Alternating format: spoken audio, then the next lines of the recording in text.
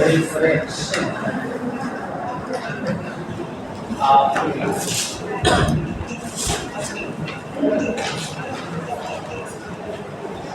चलेगा ना? Yes sir. तो समझो बेटा,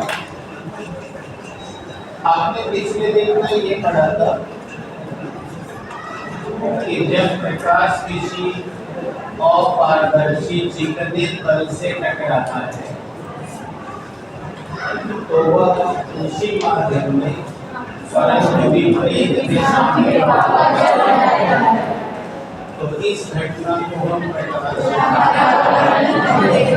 परावर्तन कहते हैं। लेकिन बेटा, यदि आपका तल ये अपारदर्शी ना होते, बताइए कैसा होते? पारदर्शी। ठीक है बेटा? ये पारदर्शी तब बताइए, तब तो किरण टकरा करके वापस नहीं जाएगी, बल्कि उसको भेद कर दूसरी तरफ निकल जाएगी। इसका मतलब आपके बात समझ में आ गई कि अपवर्तन की घटना किस बल से होने वाली है?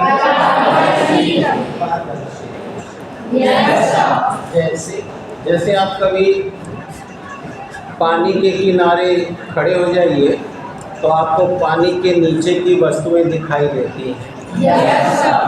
उन्होंने चश्मा लगा रखा है, चश्मा के अंदर ग्लास लगा है, शीशा लगा हुआ है।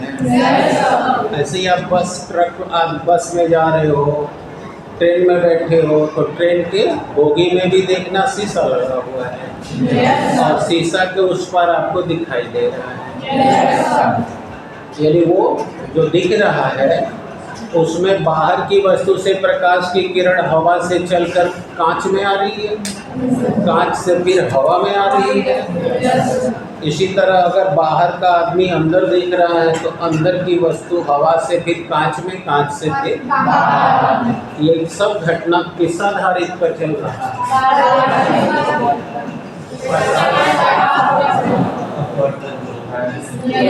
अब आओ जरा हम आपके सामने इसको रिप्रेजेंट करते हैं।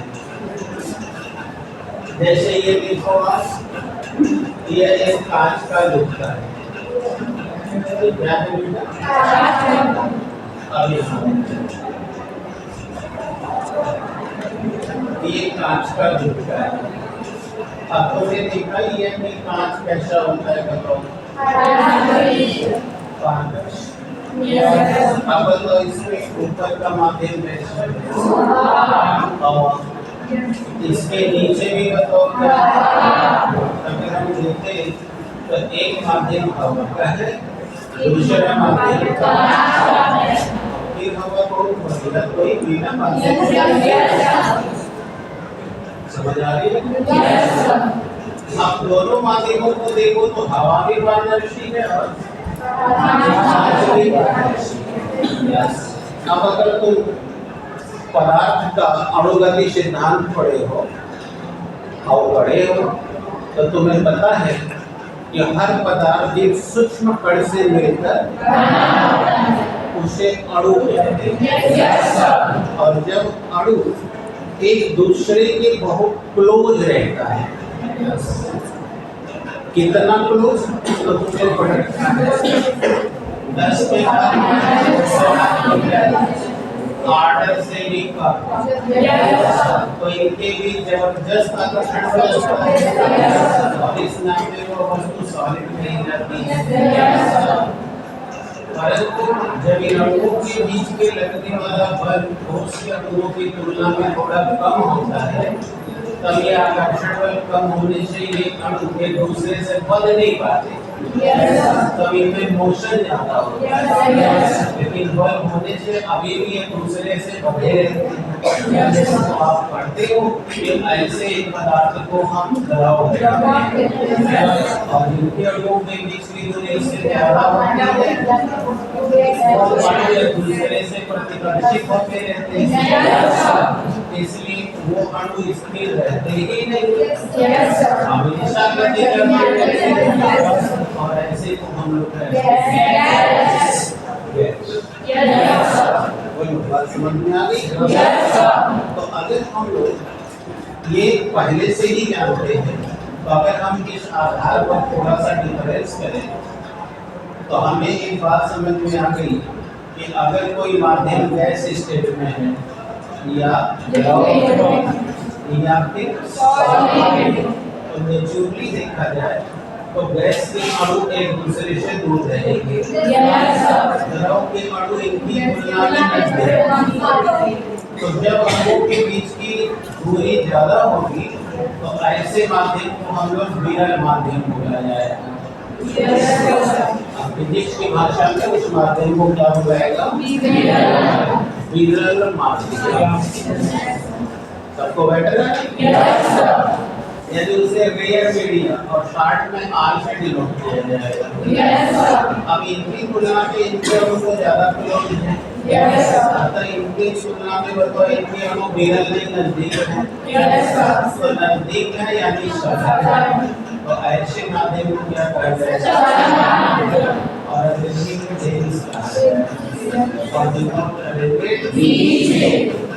समझे बेटा? अब अगर द्रव की तुलना ठोस से करें तो बताओ द्रव के अणु की दूरी ठोस की तुलना में ज्यादा है। अगर इन दोनों की तुलना में ये दूरी ज्यादा है तो ये रेयर हो गया। अर्थात आपको ये बात समझ में आई होगी कि किसी भी माध्यम को विरल या सघन उसकी अवस्था से नहीं, अणुओं के बीच की दूरी कहा जाता है। हाँ, ये बात हम कह सकते हैं कि कोई भी द्रव हो और कोई भी ठोस हो तो उन दोनों में द्रव विरल होगा और ठोस। उसी तरह गैस की तुलना अगर द्रव से कर दें तो हम कह सकते हैं कि गैस विरल होगा, परंतु यह ओरिजिनल कॉन्सेप्ट नहीं है। ओरिजिनल कॉन्सेप्ट उनके अणुओं के बीच की दूरी से जुड़ा हुआ है। अगर अणुओं के बीच की दूरी उसके पड़ोसी माध्यम में उसकी तुलना में ज्यादा हो गया या उसकी तुलना में कम हो गया तो वो एक दूसरे के सापेक्ष विरल या सघन कहलाएंगे। अर्थात मैं अगर थोड़ा सा और ओपन कहूँ तो ये कह सकता हूँ कि एक ही माध्यम में विरल भी हो सकता है। जैसे देखिए, ये हमारी पृथ्वी का सतह है और आप जानते हैं कि पृथ्वी के सतह के चारों ओर हवा है। और अब आप यहाँ से पकड़िए, बताइए जैसे जैसे ऊपर जाते हैं वायुमंडलीय दाब घटता जाता है और नीचे जाते हैं वायुमंडलीय दाब घटता जाता है। तो बताओ यहाँ दाब ज्यादा होगा तो इनके अणु ज्यादा संकुचित होंगे और यहाँ दाब कम है तो इनके अणु ज्यादा विरल होंगे। अब देखिए यहाँ से यहाँ तक हवा ही है लेकिन ऊपर की हवा विरल हो गई। इसका मतलब सघनता या विरलता का निर्णय अवस्था से नहीं करना है, उनके मॉलिक्यूल के बीच की दूरी। समझ आ गया? अब आइए इस बेंच को देखिए। इस बेंच में 4 बच्चे बैठे हुए हैं। अगर हम लोग कह रहे कि हर बच्चा मॉलिक्यूल है तो इस बेंच और इस बेंच के बीच में देखिए स्पेस बहुत कम है। अब अगर हमें जाना होगा तो क्या मैं सीधे जा सकता हूँ? अब हमें अपनी दिशा बदलनी पड़ेगी। और इस बेंच और उस बेंच के बीच देखिए जगह ज्यादा है, मैं सीधे ही जा सकता हूँ, फैल के भी जा सकता हूँ। बस यही बात प्रकाश के लिए भी लागू होती है। अब देखिए, अब यहाँ देखिए, अगर ये प्रकाश की किरण विरल से गई तो जाना ऐसे चाहिए और यहाँ पर अगर आप अभिलंब डाल दें तो ये ऐसे ना जाके देखिए थोड़ा झुक गई, क्योंकि इनकी अणु इनकी तुलना में तो स्पेस कम होने से झुका दिया। अब अगर ये देखो इसमें जाता है तो अब ये विरल है, तो इसने देखो इसको और झुका दिया। और अब देखो अब फिर सघन से हवा में चली गई और इसको स्पेस नहीं मिला। अब ये देखो इसको ऐसे जाना चाहिए, ऐसे ना जाके देखो ये फैल भी जाती है। कितने लोग समझ गए बात को? क्लियर हो गया? अब इसे अगर समझ गए ना तो आपको प्रकाश के अपवर्तन की परिभाषा मिल गई। देखिए कैसे, जब कोई किरण एक माध्यम से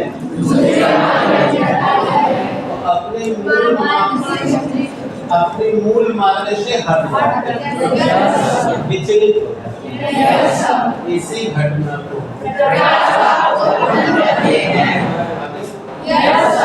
अब विचलित होगी तो किधर जाएगी?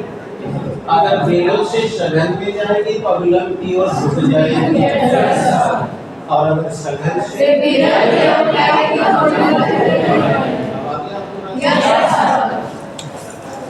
जब कोई भी प्रकाश की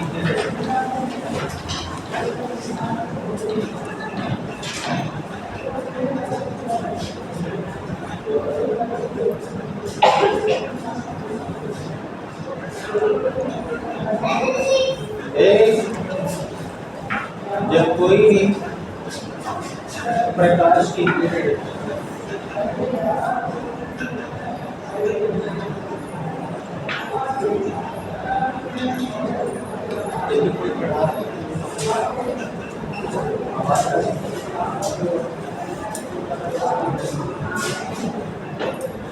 कोई हो गया।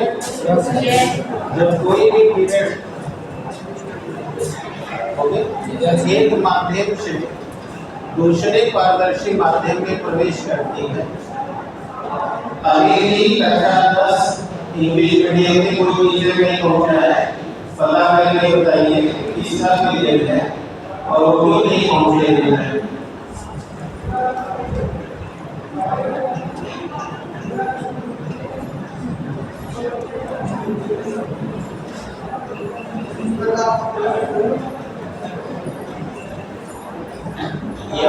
यहाँ किसका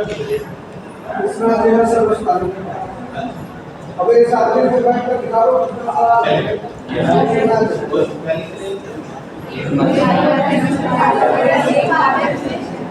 पारदर्शी माध्यम में जाती है, समझ गए? तो प्रवेश की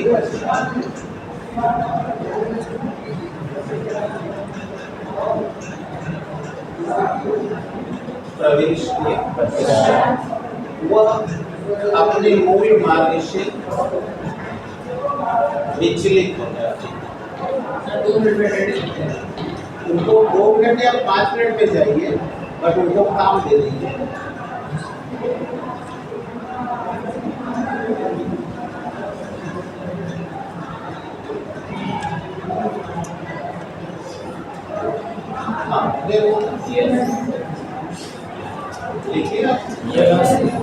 वो अपने मूल मार्ग से इसी घटना को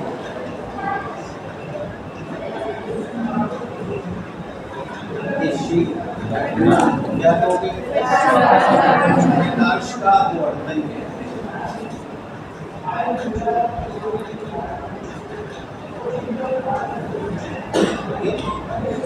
अब आप पहले चित्र करके भी बताओ, जब विरल से जाएगी सघन में, जब किरण विरल से सघन में जाती है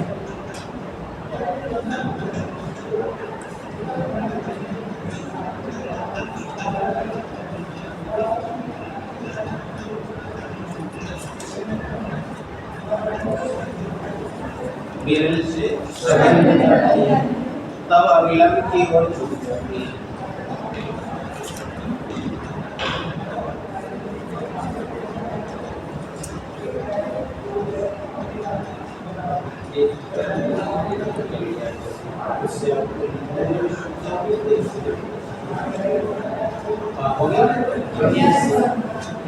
बोलिए क्लियर? जब विगत से कहाँ जाएगी तो अविलंब की हो जाएगी। और फिर लाइन बदल दीजिए, जब शगल से विरल में जाती है।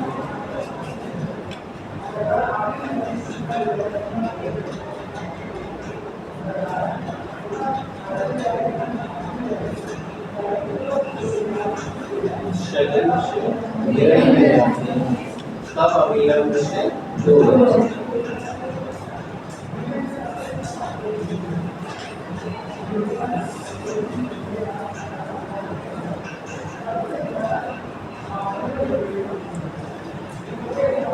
ठीक है बेटा?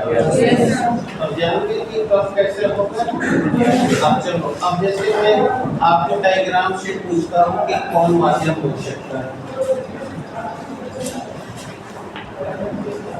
जैसे ये देखो कोई पीरियड है और अब ये ऐसे चली है।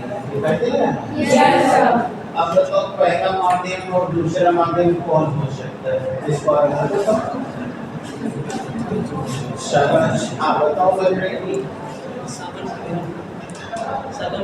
शगल से यानी यहाँ देख लो, इसका मूल रास्ता ये से की यानी ये यानी किरण शगल से जा रही है। आगे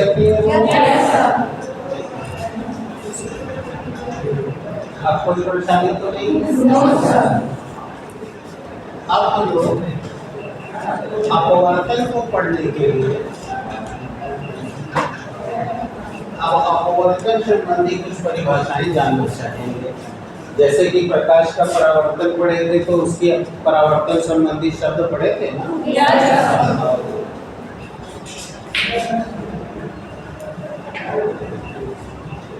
अपवर्तन संबंधी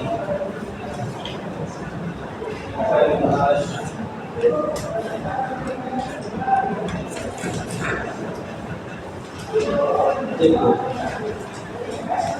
जैसे प्रकाश का परावर्तन पढ़े थे तो 7 को तुमको टर्मिनोलॉजी बताएंगे। वैसे इसको भी पढ़ोगे तो कितनी टर्म्स पढ़ना पड़ेगा? देखो यहाँ से बोर्ड में होता कुछ लिखना नहीं पड़ेगा, सब समझ जाओगे क्योंकि पहले से जानते हैं। देखो, जब कोई किरण एक माध्यम से दूसरे माध्यम के तल में पड़ती है, देखो मोटे और मोटे, बताइए पहला माध्यम यहाँ, दूसरा यहाँ से लेके यहाँ तक, और इन दोनों के बीच है काले रंग से रेखा खींची गई है बाउंड्री लाइन। तो इस बाउंड्री लाइन को कहा जाएगा हवा, और ये पानी है, ये द्रव की है, तो हवा और द्रव का कार्य, ठीक है? तो जब कोई किरण एक माध्यम से दूसरे माध्यम के तल पर पड़ती है, तो क्या बोला? तो उस वाली किरण को हम कहते हैं आपतित किरण, और जिस बिंदु पर पड़ती है उसे कहते हैं बिंदु। तो ये तो तुम्हें पहले से, और इस बिंदु पर जब हम लंब डाल दें पढ़ा जाता है, और अभिलंब और आपतित किरण के बीच में ये देखो 4 चीज तो पहले से, अब 3 चीज खाली नहीं है। अपवर्तन के पश्चात जो किरण अपवर्तित होकर चली जाती है उस किरण को अपवर्तित किरण कहते हैं। वहाँ परावर्तित किरण कहा जाता है, और अब अपवर्तित किरण और अभिलंब के बीच में बनने वाली अपवर्तन वहाँ पढ़ते थे, और जिस तल से अपवर्तन की घटना होती है उस तल को हम अपवर्तक काले और उसे कहते थे परावर्तन काल।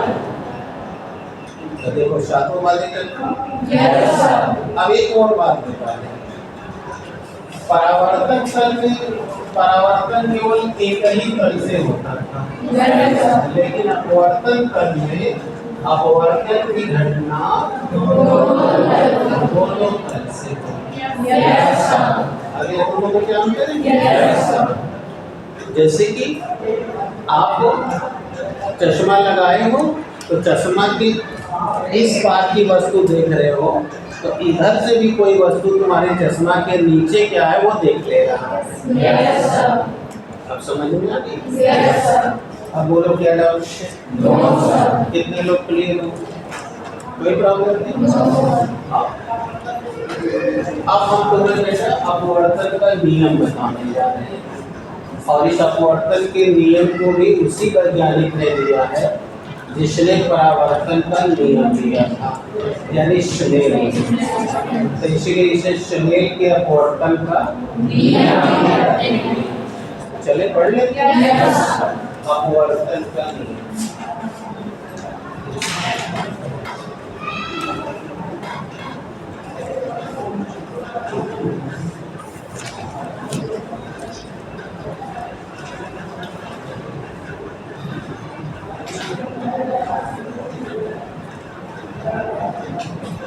अपवर्तन का नियम। यहाँ देखो, ये देखो हमने दो माध्यमों का जो बाउंड्री लाइन खींच लिया है। इसके ऊपर ये हवा का माध्यम है और नीचे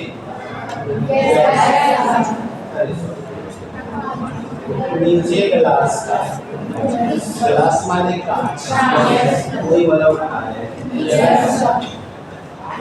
अब तुम लोग संकेत को भी ध्यान देना, एयर माने हवा होता है, इसलिए हवा वाले माध्यम को ए से शो करते हैं, और कांच को ग्लास कहा जाता है, तो उसे जी। अब तुम्हें तो कोई डाउट नहीं है, ये बताओ विरल माध्यम क्या है?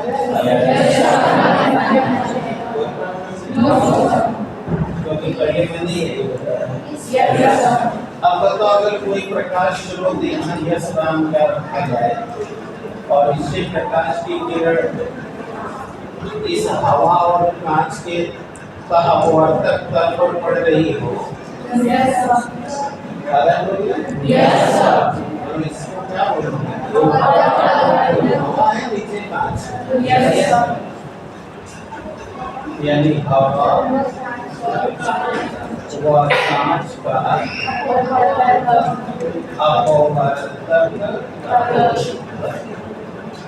हो गया। क्या है? कहाँ से? बस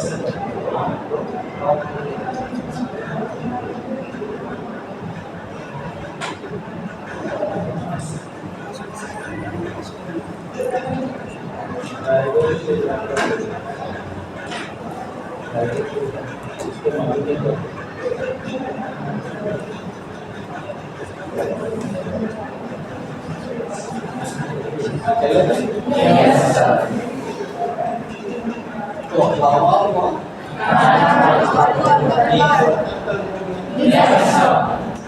अब बेटा पढ़ा भी अभी, इसे आपतित किरण कहेंगे, ये अपवर्तक कहा जाएगा, ये आपतन बिंदु कहा जाएगा, और अगर रंग डाल देंगे तो ये और किरण जब विरल से जाएगी तो अर्थात देखो ये मूल मार्ग छोड़, और इस घटना को कहा जाएगा। अब इसमें देखो नियम क्या बन रहा है, बताओ। आपतित किरण और अभिलंब के बीच के कोण को आपतन, और अपवर्तित किरण और अभिलंब के बीच के कोण को अपवर्तन। अब स्नेल साहब ने इस घटना को देखकर कोई दो नियम प्रतिपादित कर दिया। कितने नियम? दो नियम। देखो टेक्स्ट पहला नियम उन्होंने उसी तरह कहा जैसे परावर्तन में भी कहा कि आपतित किरण, परावर्तित किरण और अभिलंब तीनों ये वही बात आज भी है, बस केवल परावर्तन वाला नाम हटा देना। आपतित किरण, अपवर्तित किरण और अभिलंब तीनों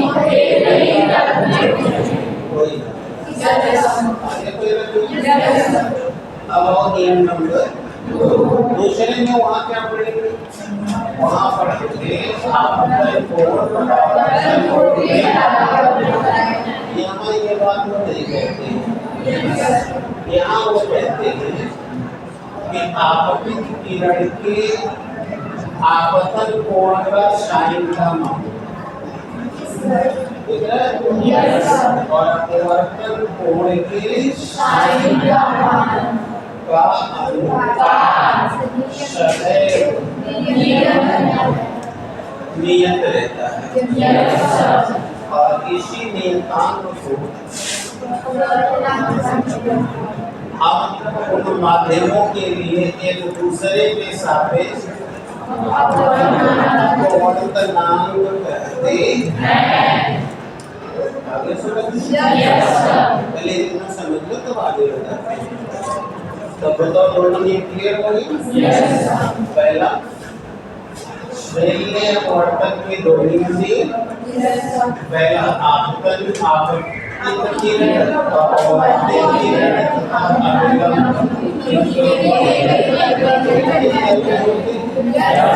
और आपतन कोण के साइन का मान और अपवर्तन कोण के साइन का और इस नियम मान को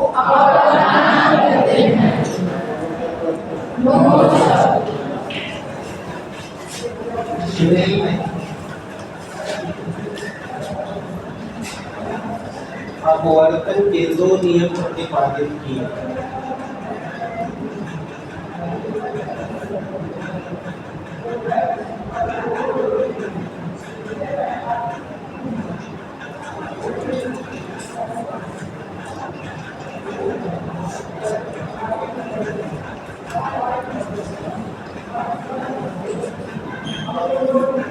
पहला आपतित किरण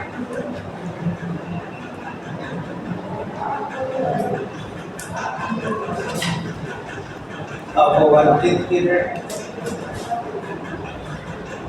तथा अविलंब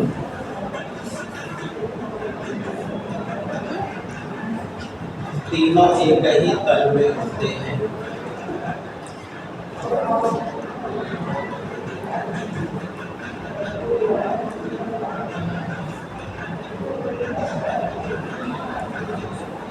एक तल में होते हैं।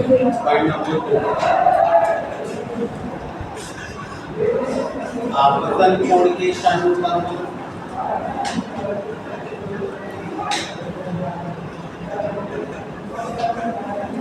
तथा अपवर्तन कोण के साइन के मान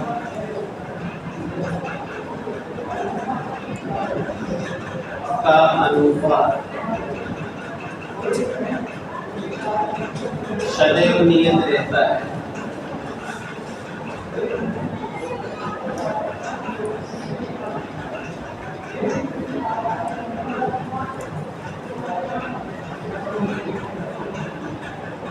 सदैव नियत रहता है। इसे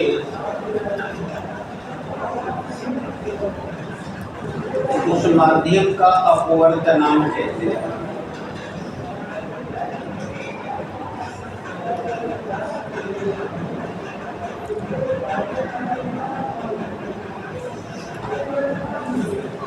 उस माध्यम का अपवर्तनांक और बेटा इस अपवर्तनांक को दो तरह से डिनोट किया जाता है। आपको ये मिल सकते हैं और किसी किसी किताब में ऐसे यन से लिखा रहेगा। तो ये कोई इशू नहीं है कि ऐसे लिखा है कि आप किसी संकेत से लिखो कथा का बोलते हम शुद्ध को इस रूप में लिखे अब लिख सकते हैं साइन आर इक्वल यानी अपवर्त अब अगर यहाँ देखो किरण यहाँ हवा से कांच में जा रही है तो अब इसको बोलो कि A mu G is equal to sin क्या मतलब है सोचो हवा के साथ जैसे अभी हाल में अणुओं ने प्रेरण गुणांक में 1 और 2 पढ़ रहे थे पहली कुंडली के साथ यहाँ भी है हवा के सापेक्ष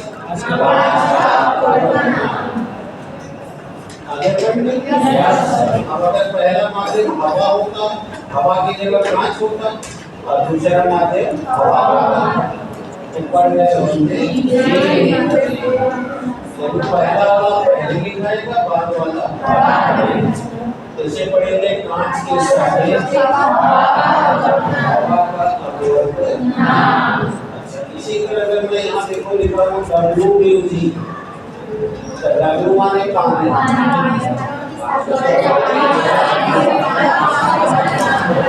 मैं लिखा हूँ L mu G L माने लिखिए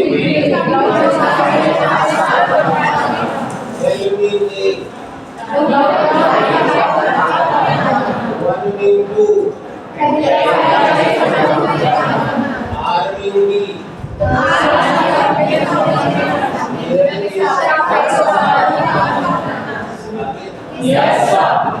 अब तुम्हें एक बहुत ही खास बात बताने जा रहा हूँ जहाँ बच्चा गलती करता है न्यूमेरिकल लगाते समय।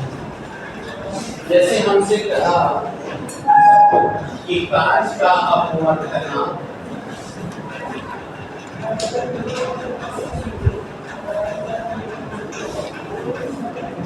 तीन बटे दो है सुना दे अब तुम्हारा खोपड़ी को ये इंतजार कर रहा है कि अपवर्तनांक को डिनोट किया जाता है पहले के सापेक्ष से दूसरे और यहाँ तो खाली कहाँ से लिखा है इसको कैसे लिखा बस यही बात तुम्हें समझनी है। ये सारे एक्सपेरिमेंट यहाँ पृथ्वी पर हो रहे हैं और पृथ्वी में जो ऑब्जर्वर है वो हवा में है। जैसे आपको चार्ज में पढ़ाया गया कि हवा या निर्वात के लिए परावर्तनांक तो सारे के आप यही करते रहे कि जब भी आप इसों के बीच बल लगाते थे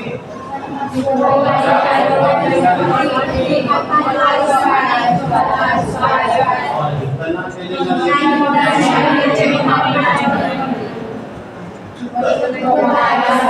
तो ये कहाँ चला जाता है क्योंकि आपको पता है कि हम सब काम हवा में करते हैं और वायु और निर्वात के लिए एक अब अगर वह कोई और होता है तब ये के को निगलेक्ट नहीं किया जाता ये भी निगलेक्ट नहीं है क्योंकि के का मान वन का भाग दो या गुना दो लेकिन अगर यहाँ माध्यम कोई और है तो वो यहाँ लिखना पड़ेगा बस वही बात हम भी कह रहे हैं कि तुम जितना भी स्टडी कर रहे हो तुम्हारी आँख अध्ययन कर रही है और आँख है हवा में। इसका मतलब कि अगर कहा गया कांच का अपलोड करना तो ये कोई और नहीं है ये है A mu G अभी आप यानी करना चाहिए हवा में इसी तरह हमने कहा पानी का अपलोड करना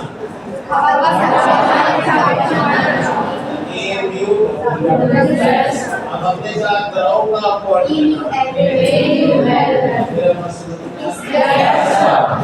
अब ये देखिए बहुत छोटी बात है लेकिन गलती यही होती है स्टूडेंट समझ नहीं पाता क्या करना चाहिए। तो जब आपसे कहे फलाने का अपवर्तन तो जान जाइए फलाने के पहले हवा है ना क्योंकि ऑब्जर्वर इज सिटिंग और स्टैंडिंग इनटू द एक। तो उसके लिए पहला माध्यम हवा है, बाद में दूसरा है। तो वो हवा के सापेक्ष लिखी जाएगी। है सबके दिमाग में? अब चलिए, आपको आप वर्तमान को लेकर सब कुछ जान। अब इकाई और सीमा भी समझे गए होंगे, क्योंकि ये दोनों भौतिक राशियां एक ही हैं। वर्तमान की ना कोई इकाई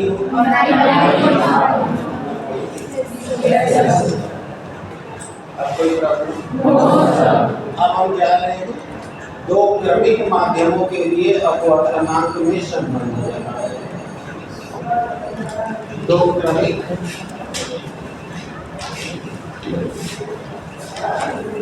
पारदर्शी माध्यमों के लिए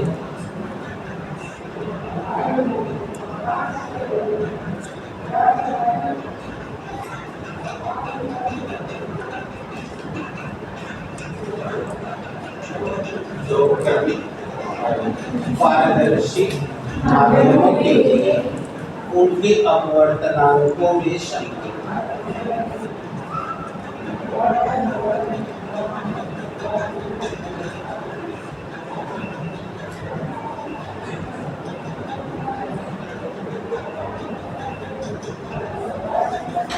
अपवर्तनांकों में अब आइए, जैसे यहाँ देखिए ये मैंने कांच का गुटका लिया हुआ है। बोलो इसके ऊपर भी हवा, ऊपर हवा नीचे कांच, हो गया दो क्रमिक परिवर्तन।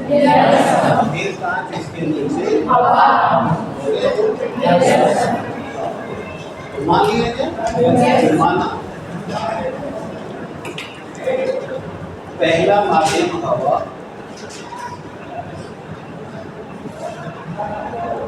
और दूसरा माध्यम कांच है।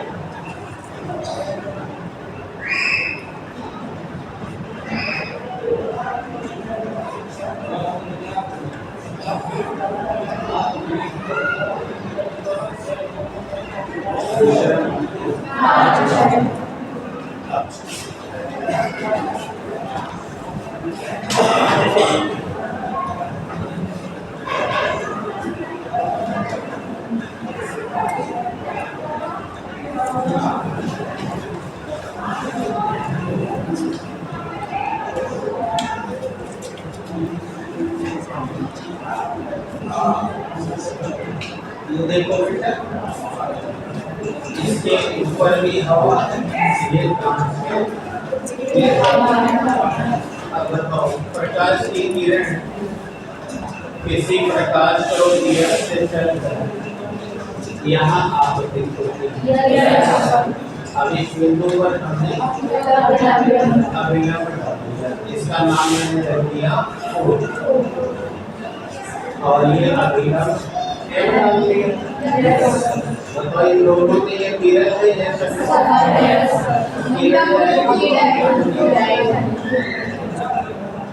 अब जो किरण बताओ यहाँ से इस तल को छोड़ के जा रही है, बताओ वो अपवर्तित किरण है। यदि एक तल पर यही किरण आ रही है,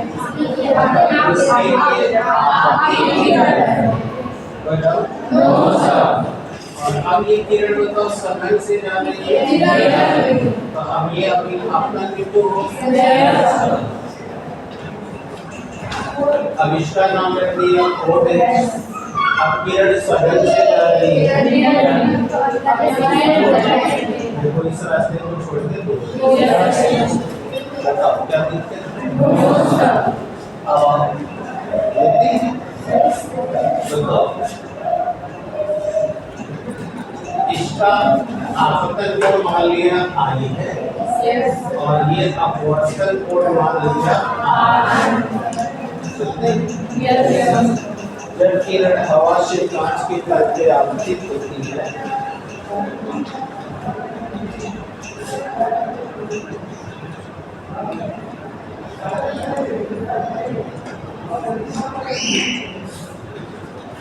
जब किरण हवा से चलकर कांच के तल पर आपतित होती है,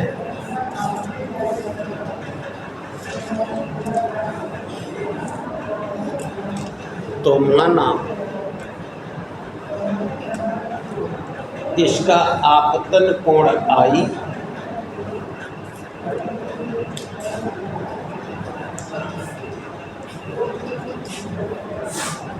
तथा अपवर्तन कोण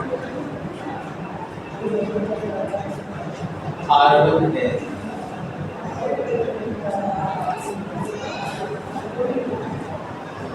R1 है, इसलिए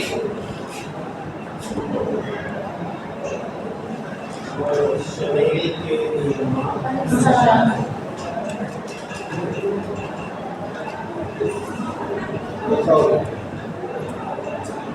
क्या करें, आपतन कोण के साइन का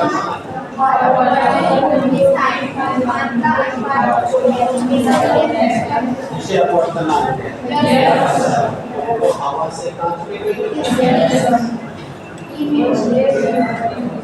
इसी को बताओ R में नहीं कह सकते क्योंकि हवा में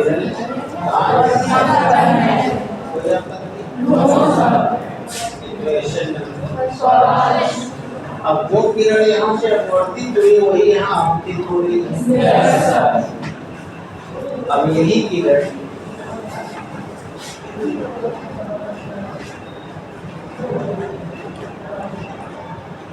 जब हवा वो कांच के तल से अपवर्तित होकर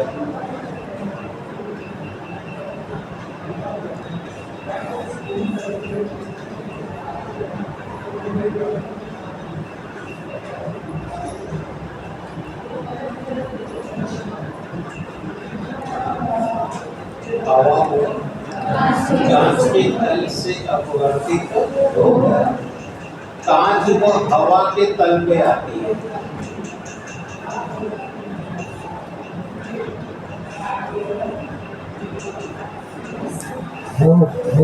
तो अपवर्तन के पश्चात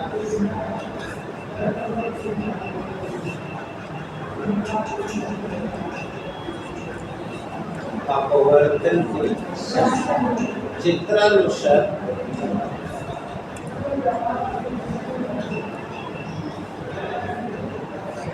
चली जाती है।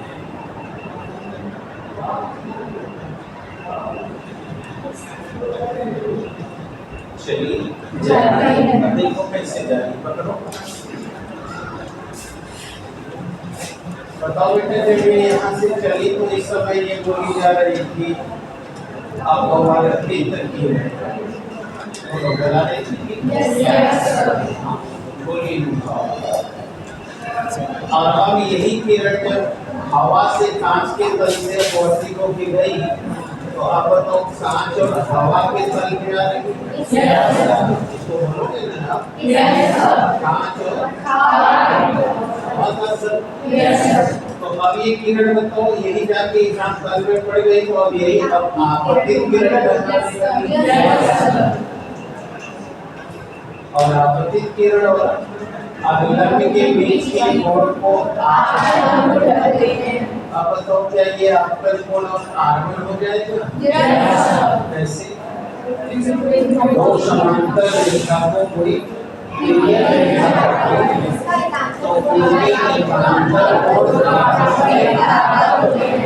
तो इसका एकांतर कोण ये हो गया। लेकिन फर्क क्या है कि यहाँ ये बुलाएगा अपवर्तन कोण और यहाँ बुलाएगा सही है। और अब देखो ये अपवर्तित होकर हे कोण पर चली गई। हे आपतन कोण का बताओ हाई अपवर्तन कोण हो गया। अब ये निकल रहा है सही। कितने लोग ये समझे में क्या हो पता है। इसलिए शरीर की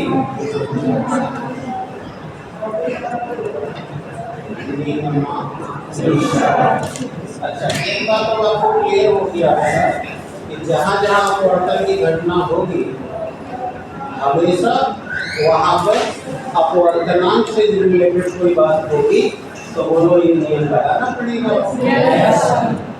कोई कठिनाई क्या नियम है? आपतन कोण के साइन और अपवर्तन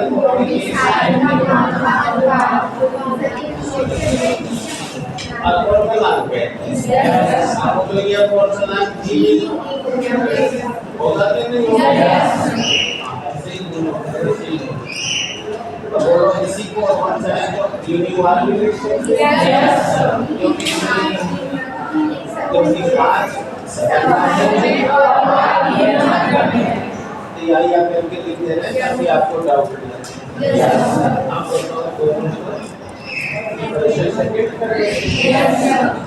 आप अब हम दोनों में रिलेशन निकालेंगे। आपकी तो फर्स्ट इनटू सेकंड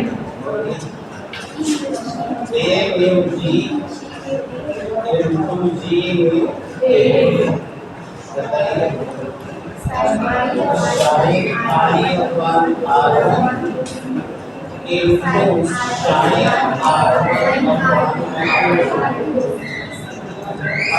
आ रहा है तो r1 से अब तो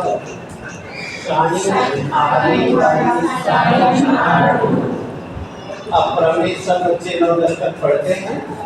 बताओ अगर ये कोण इसके बराबर है तो हाई कोण इसके बराबर हो जाएगा। तो बताओ आगे बराबर R2 अब आई की जगह R2 लिख दीजिए।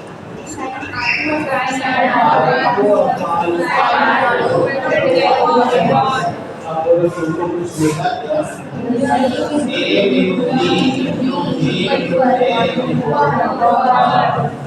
या बोलो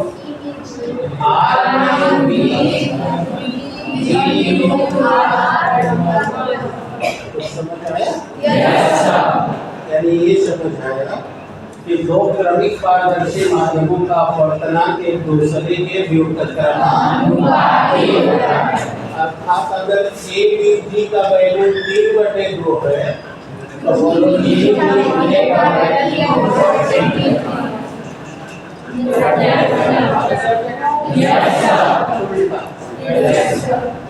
क्लियर होगी?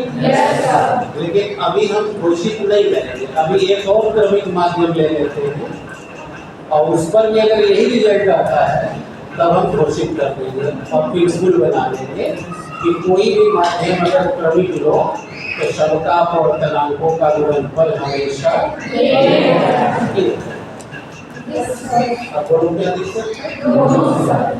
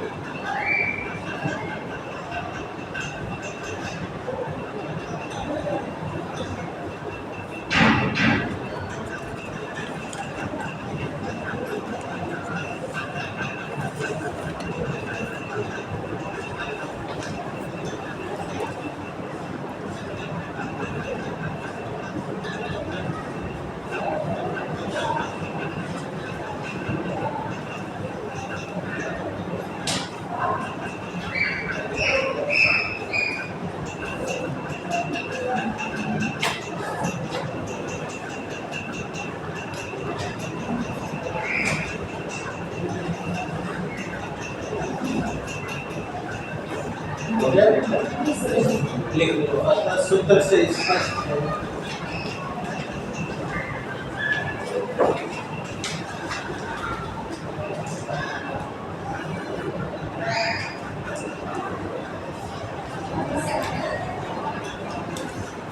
सूत्र से किसी भी दो क्रमिक पारदर्शी माध्यमों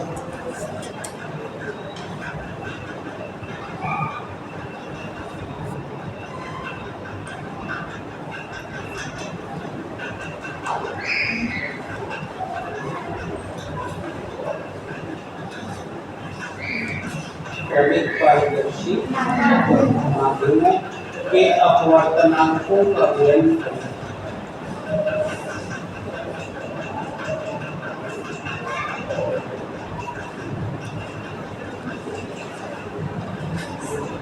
अपवर्तनांकों का क्या होता है? एक होता है।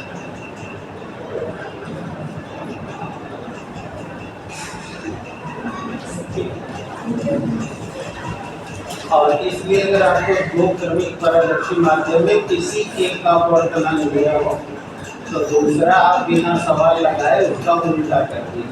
जैसे हमने कहा ए म्यू डब्ल्यू बराबर 1/3, तो पूछा जाए डब्ल्यू म्यू ए बराबर 3/1 यानी अब आ जाइए 3 का देख लीजिए। 3 क्रमिक पारदर्शी माध्यमों के अपवर्तनांकों में संबंध।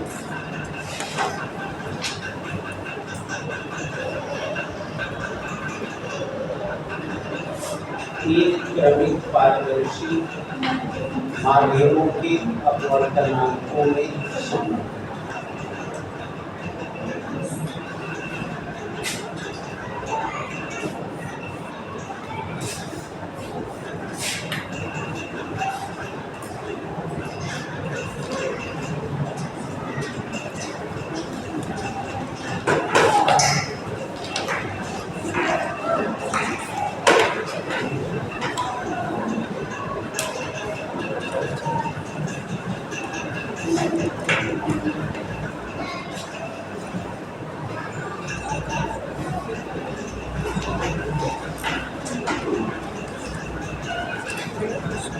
आइए देखिए,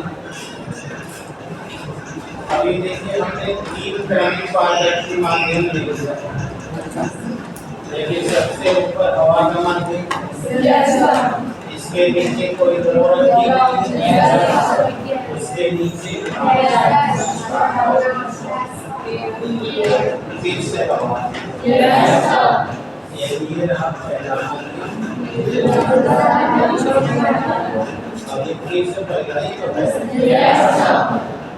अब आप बताओ इन दोनों की तुलना में ये बिगड़ है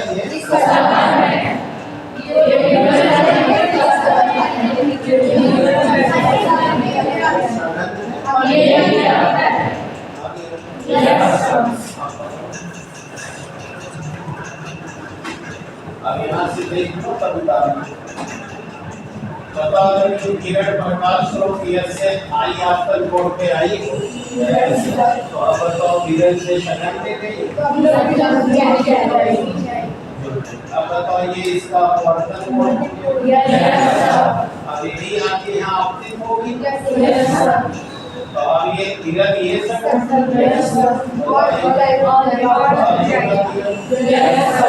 बताओ इसका आपतन कोण ये हो जाएगा और ये अपवर्तन कोण हो जाएगा और अब यहाँ पर आएगी एकल आपतन कोण ये हो जाएगा।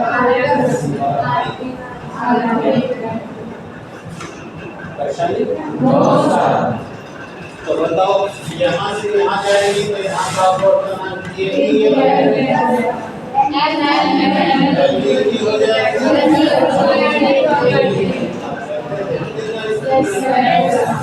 अब आओ एक दो दूंगा मैं अब बताओ चलिए पहला लो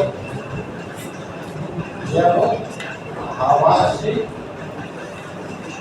द्रव में जाती है हवा से कहाँ जाती है क्योंकि अभी मैंने कहा जहाँ ना अपवर्तन होगा अपवर्तन करूँगा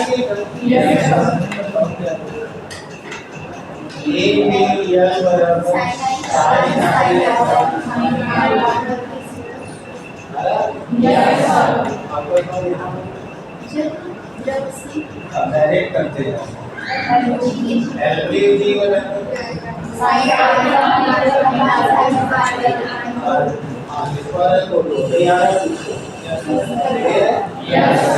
यहाँ से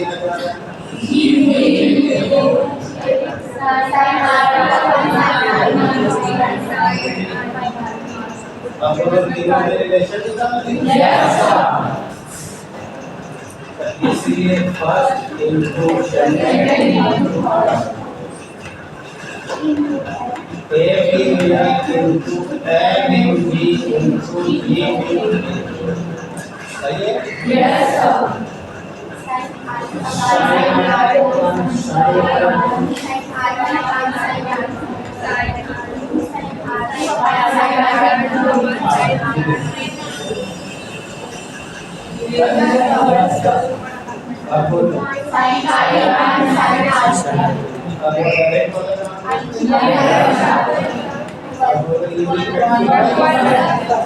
अब बताओ ये क्या बता रहा है?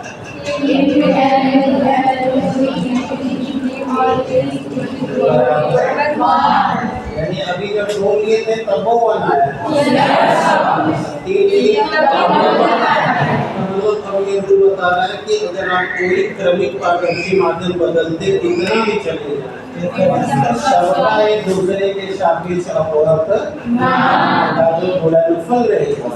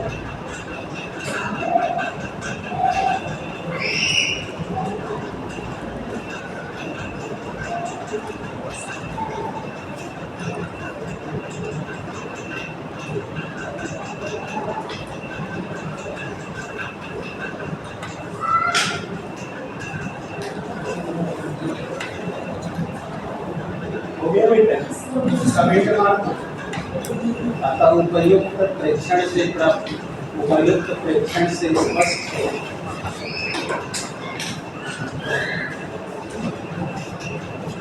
उपयुक्त प्रेक्षण से स्पष्ट है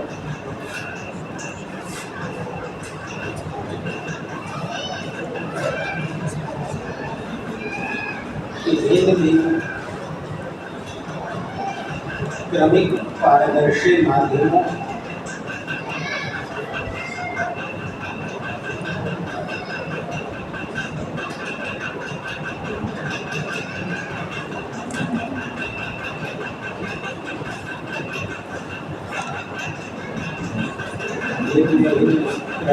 पारदर्शी के अपवर्तनांकों का गुणनफल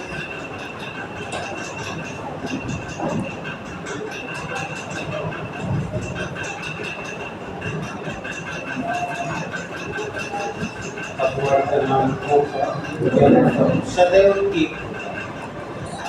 अभिक्रिया हमेशा शब्द के और उस वाले में भी हमेशा नहीं कहा गया था कि जब हमें प्रूफ नहीं करता है तो this is how either the two or more than two चाहे दो माध्यम हो या दो से अगर क्रमिक जा रहे हो तो उनके अपवर्तनांकों का गुणनफल हमेशा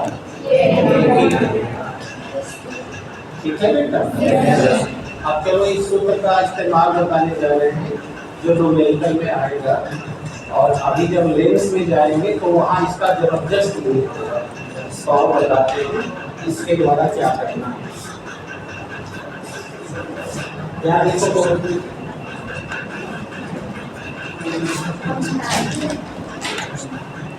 हम जानते हैं कि A में L के L में G बताओ इसको हिंदी में क्या कहोगे।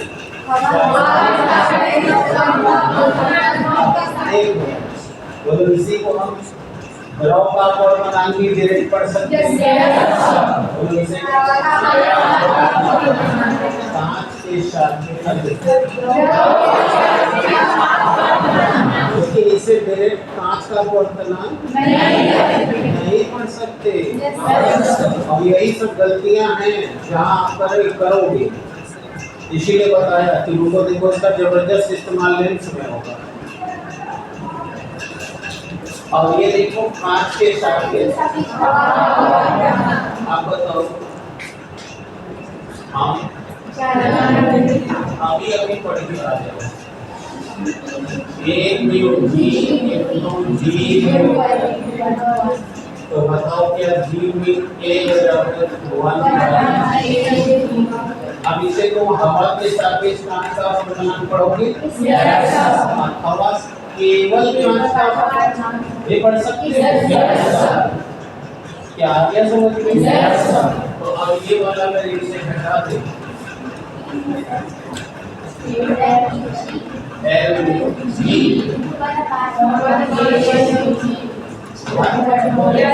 देखो तो भी कितना जबरदस्त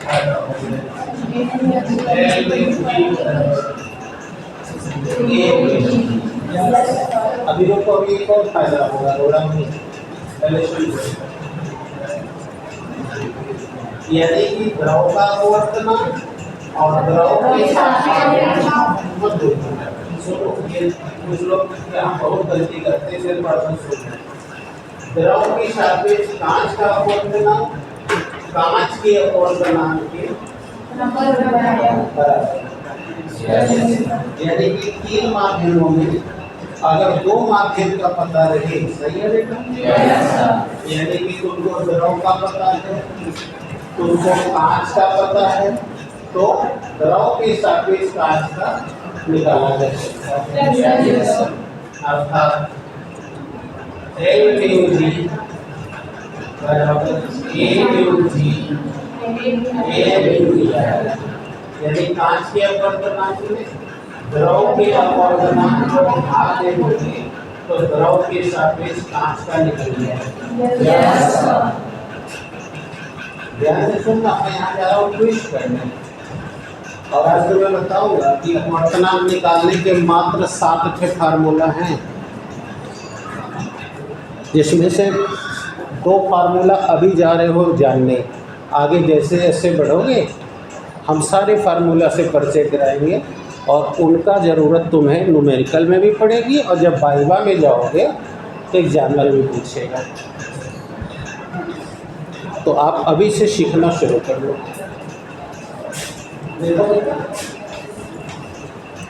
L mu G is equal to A mu G और A म्यू हमें लिख रहा हूँ L हवा है द्रव है कांच तो अगर आपको कांच का अपवर्तन सिर्फ कांच का बोल रहा हूँ और सिर्फ द्रव का करना है तो अगर आपसे पूछे द्रव के सापेक्ष कांच का क्या तो आपके सामने है द्रव के सापेक्ष में कांच वाले अपवर्तनांक में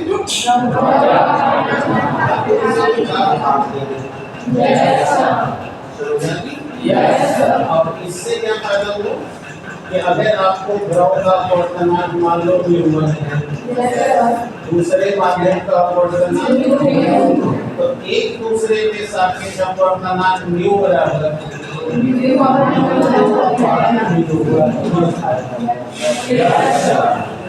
इसको बड़ा मजा आएगा बाद में जो लोग नहीं समझे रहते उनको आते ही।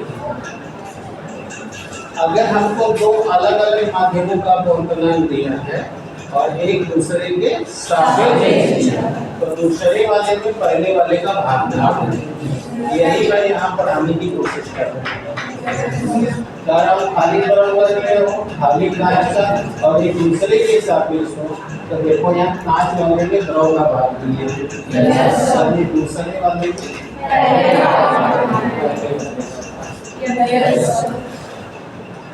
आ गया। जैसे शब्द करो, जैसे कह दिया द्रव का अपवर्तनांक 10 की, कांच का अपवर्तनांक, तो बताओ द्रव के सापेक्ष कांच का क्या है? ये बिल्कुल आ रहा है, अब उसको एबीवी लिखने की जरूरत नहीं है। अगर ये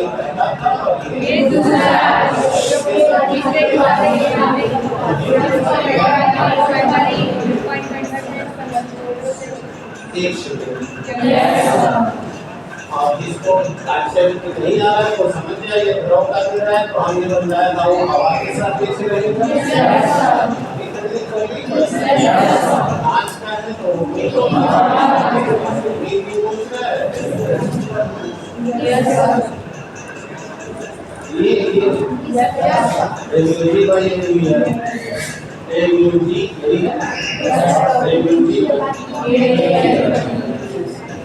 और आपके लिए क्या है? पहले का अपवर्तनांक पता रहे, दूसरे का पता है, पहले के साथ में दूसरे का पूछे तो दूसरे का में पहले का ये 60 का एक बिल्कुल ये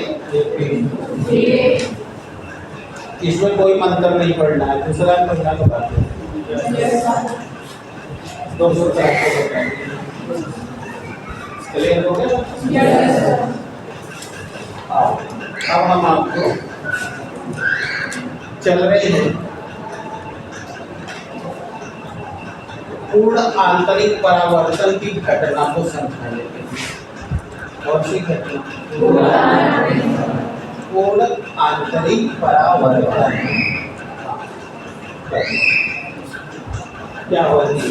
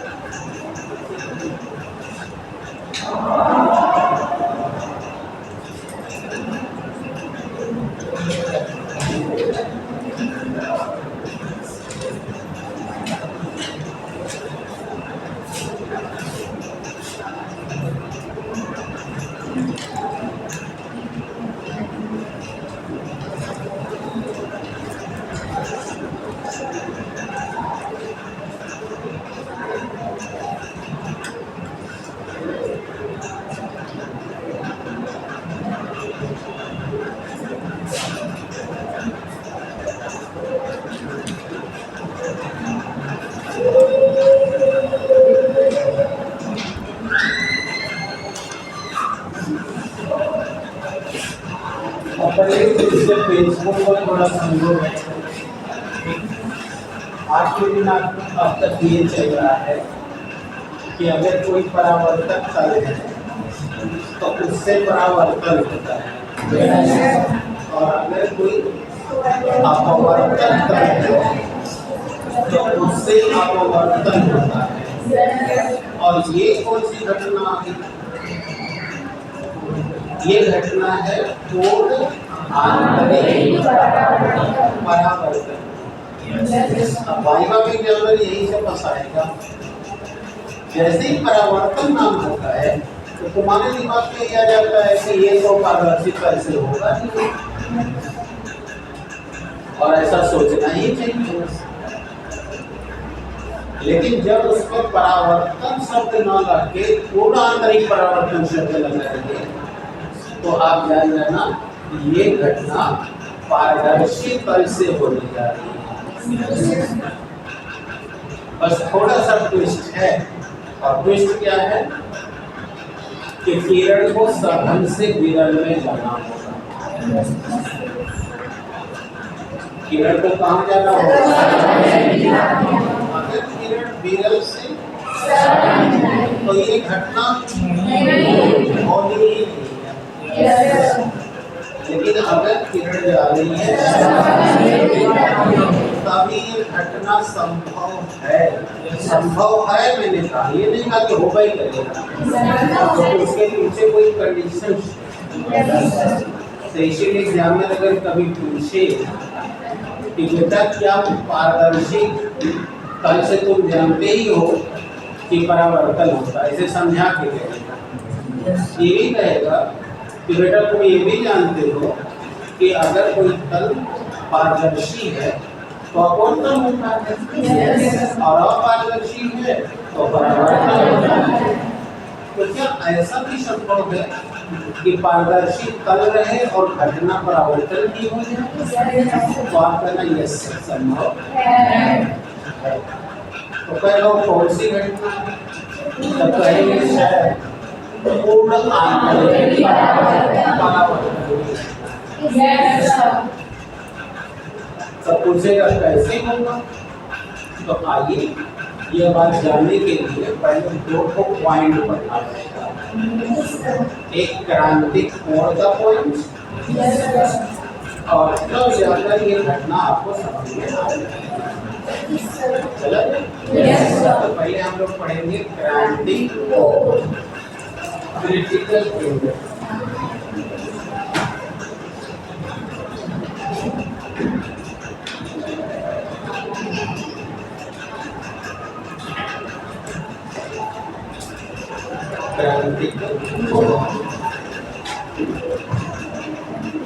आइए देखते हैं क्या होता है क्रांति।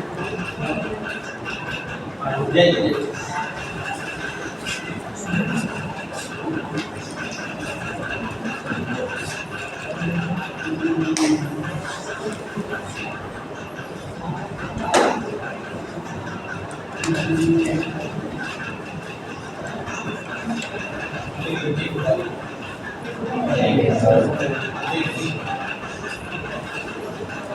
अभी अभी आपने मुझे समझाया था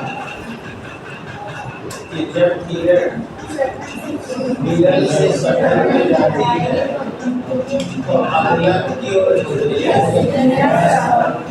लेकिन जब सतह किसी को फाइब्रेशन अब ये देखिए ऊपर का माध्यम सतह है, नीचे का माध्यम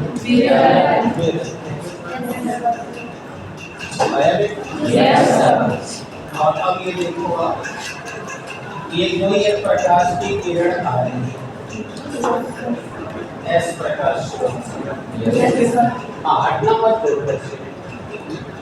ये आपका बिंदु हो गया, ये हमने अभिगम कर दिया, और किरण जब सघन से जा रही है मूल मान लिए। अब मैं आप तक पहुँचने के लिए यहाँ पर लिख दिया हुआ, यानी वन का मतलब पहले आपने किरण दिखा रहा हूँ जो आई आपका कोण पे आ रही है, और ये देखिए अपवर्तित होकर के आगे निकल रही है। अब हमने थोड़ा सा आपका कोण बढ़ा दिया है, ये देखिए अभी हम दूसरी किरण दिखा रहे हैं, और अब बताइए अपवर्तित हो गए, इससे थोड़ा ज्यादा चाहिए तो ज्यादा भी जाएगी। देखिए अब ये बताइए इसका आपतन कोण अगर मैंने I1 लिख दिया है तो अब ये अपवर्तन कोण बढ़ चुका है। सही है। अब आप बताना क्या ऐसा भी पॉसिबल है? क्या पॉसिबल है? देखो इसको थोड़ा अलग समझना हो कि अगली बार प्रकाश स्रोत से प्रकाश की किरण ए वाली आपतन कोण से थोड़ा और ज्यादा बढ़ा दूं,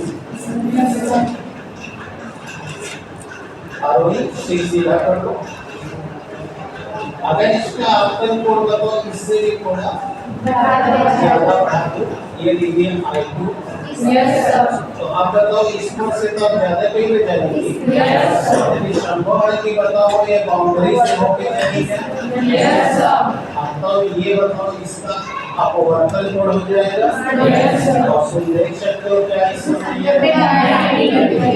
90 डिग्री हो चुका है।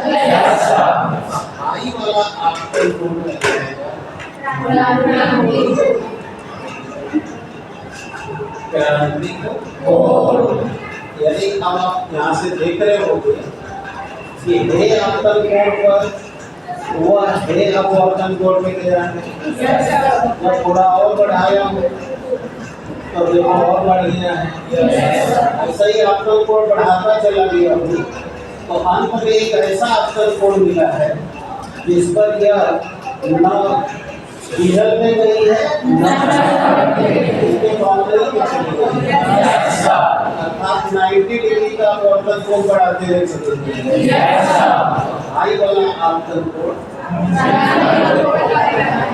यानी कि अब मैं अगर यहाँ पर कहूँ तो कह सकता हूँ कि ये क्रांतिक कोण जो है आपतन कोण के बराबर है।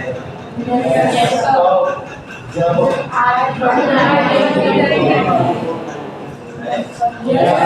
अब देखो परिभाषा में कि किसी भी माध्यम का क्रांतिक कोण वह आपतन कोण होता है जब किरण उस पर आपतित होने के पश्चात संपूर्ण अपवर्तन कोण में चली जाती है।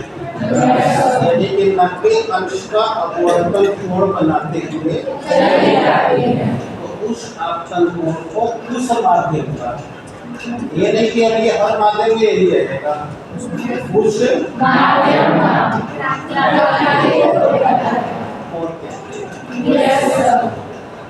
आ गया सभी को। क्रांतिक कोण समझ में आ गया। कैसे परिभाषा करोगे कि जब किरण सतह से किरण में जाती है तो आपतित किरण का वह आपतन कोण जिस पर अपवर्तन के पश्चात वह संपूर्ण बनाती हुई उसी आपतन कोण उस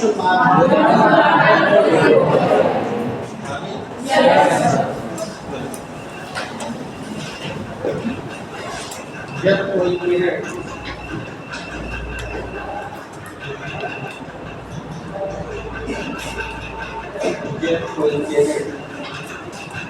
सतह माध्यम से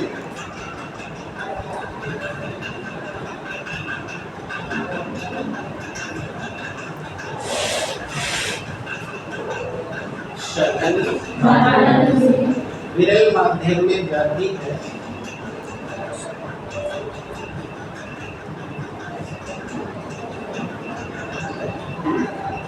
तो वह आपतन कोण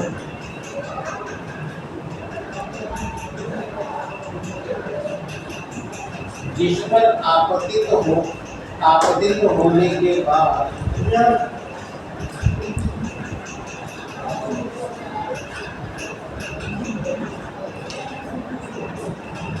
जिस पर आपतित होने के अपवर्तित होकर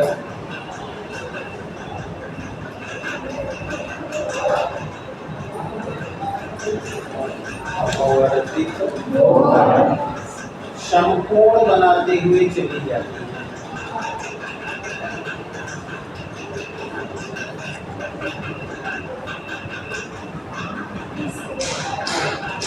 संपूर्ण बनाते हुए वही आपतन कोण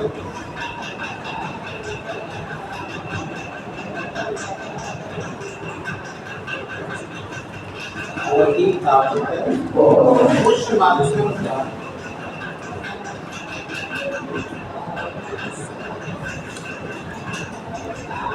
क्रांतिक कोण से जाता है।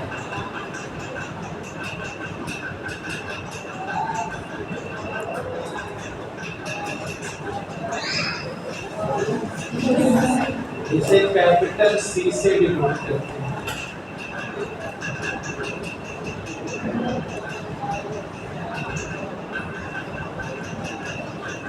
कैपिटल सी से डिनोट।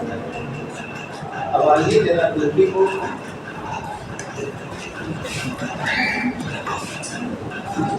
अब अगर यहाँ मैंने आपको आई से डिनोट किया है, तो अभी आप कह रहे हो कि ये वाला क्रांतिक मोड सी हो जाएगा। अब चलो जरा इस वाले को देखो, अब यहाँ से देखो,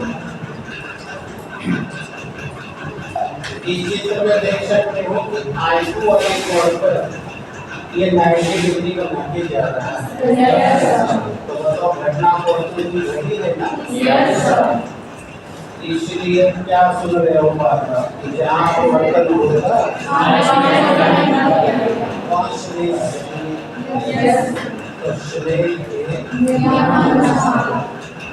हाँ देख लो तो उतार लेते।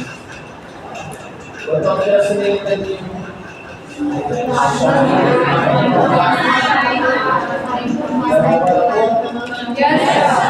देख लो पहला माध्यम सुनेल में नहीं हुआ? कोई आपत्ति?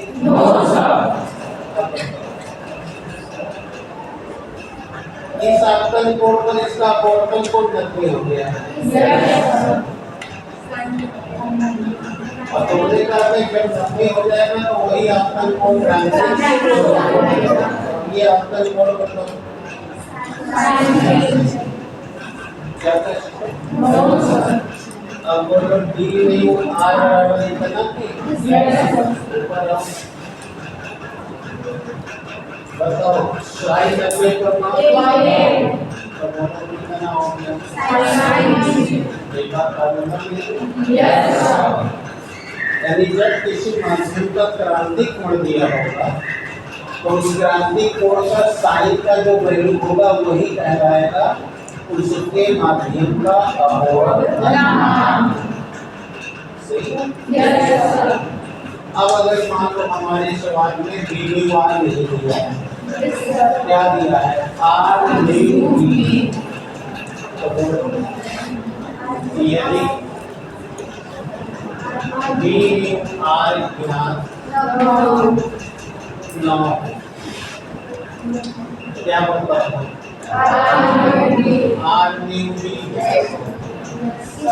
आगे पढ़े होगा कि एक दूसरे में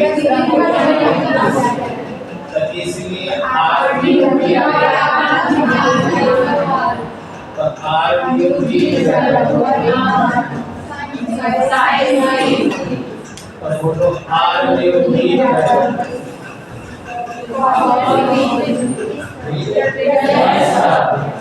तो अगर क्रांति कोण दिया है और dv1 पूछ रहा है तो उससे निकाल लोगे और rμd पूछ रहा है आगे या उसी से निकाल के उल्टा कर दो। दोनों बात एक ही है। जब तुम जानते हो साइन 30 का मान अगर 1/2 है तो कोसेक 30 का मान 2/1 यानी 2 हो जाएगा।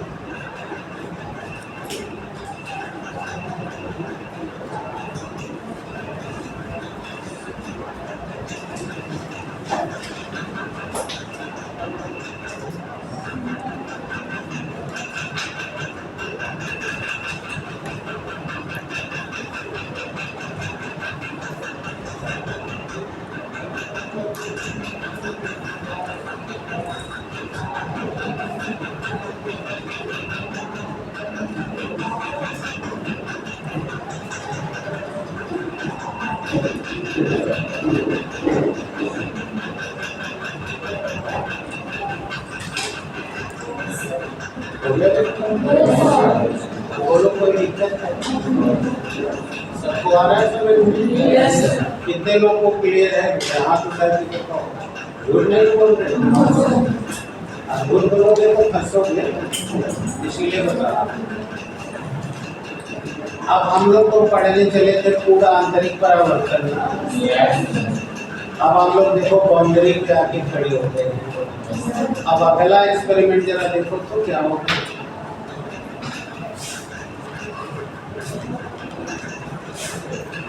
देखो बोर्ड पर, इसको हमने नाम दे दिया डी। बताओ इसी वाले का आफ्टर कोड को तुमने क्रांति कोड कहा। यस। शिवाली जरा लिखना बंद करके सीख ले बेटा। अब अगली बार अगर हम किरण को थोड़ा इससे भी ज्यादा आफ्टर कोड पर भेजें। Yes sir. देखो ये आपतित किरण है, ये अविलंब है। Yes sir. तो आपतित किरण और अविलंब के बीच के कोण को आफ्टर कोण कहते हैं। Yes sir. अब देखो यहाँ लिख दिया आपतित कोण। अब ये वाला आपतित कोण बताओ एक क्रांतिक कोण से ज्यादा है कि नहीं। Yes sir. और अब बताओ अभी हो गया ज्यादा। अभी ये इसी बन जाएगी कि अब ऐसे ऊपर बढ़ जाएगी। अब आप बताओ जिस माध्यम से आई थी इसी घटना को परावर्तन, लेकिन ये परावर्तन हुआ है पारदर्शी।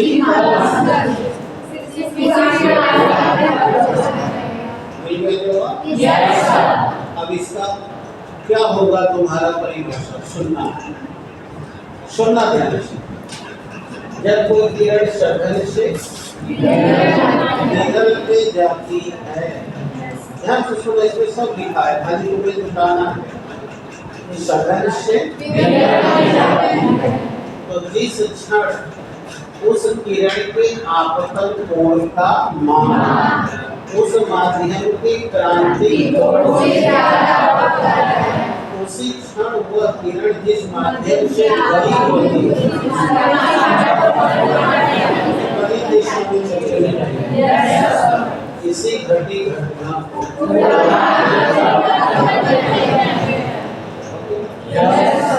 अब कोई प्रॉब्लम।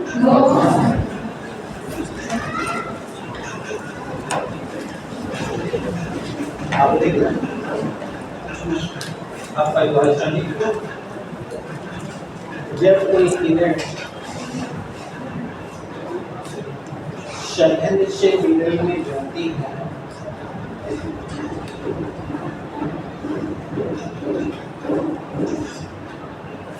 सघन से निगल में जाती है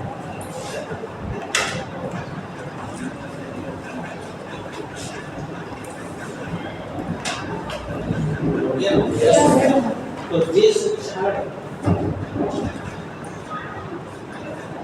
उस आपतित किरण के आपतन कोण का मान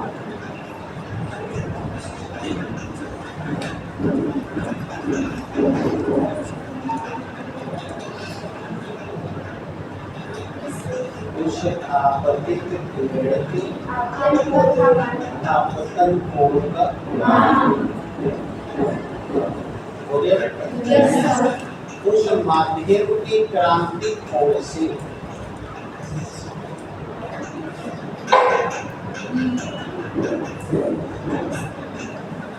उस माध्यम के क्रांतिक कोण से ज्यादा हो जाता है,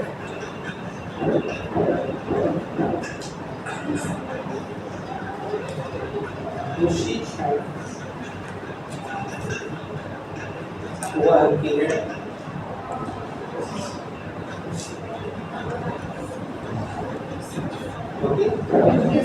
जिस माध्यम से आई होती है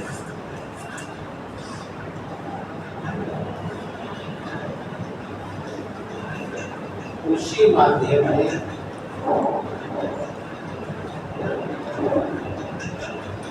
विपरीत दिशा में चली जाती है।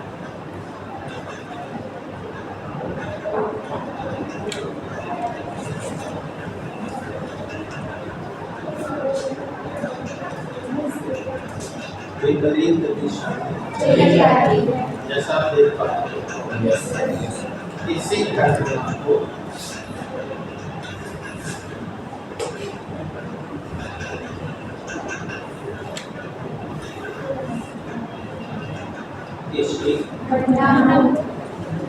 पूर्ण आंतरिक परावर्तन कहते हैं।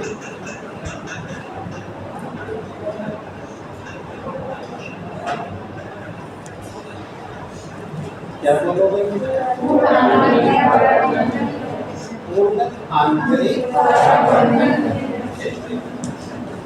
आपको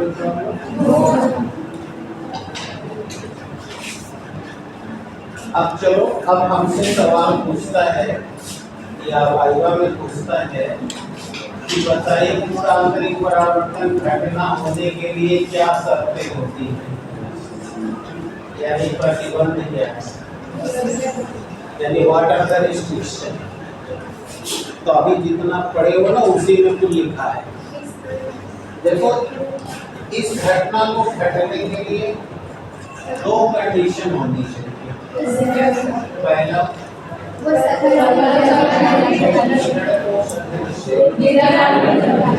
और दूसरा उसके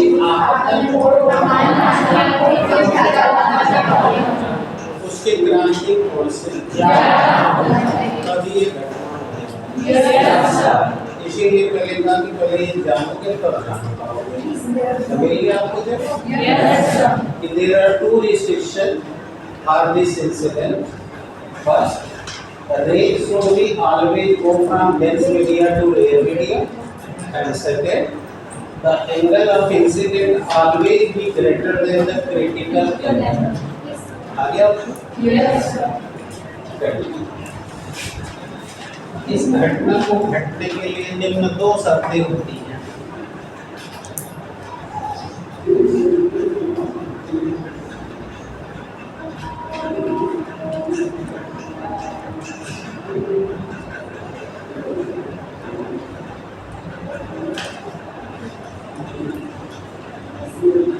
निम्न दो शर्तें होती हैं, यानी पहली शर्त क्या है? किरण को शरण से विरल माध्यम में जाना चाहिए। शरण से विरल माध्यम में जाना चाहिए।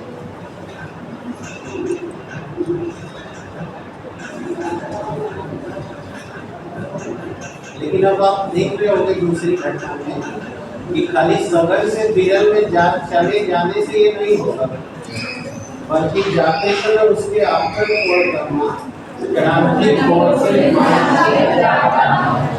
जैसे कि तीन कुर्सी पर मिटाए नहीं, देखो तीन किरणों के जाने के पहले वो सब सघन से विरल में गई है, लेकिन पूर्ण आंतरिक तब हुआ है जब आपतन कोण का मान क्रांतिक कोण से ये हुआ केस नंबर 2। जब आपतन कोण का मान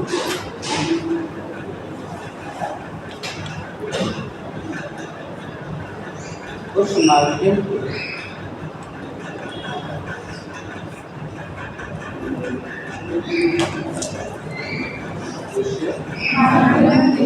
क्रांतिक कोण से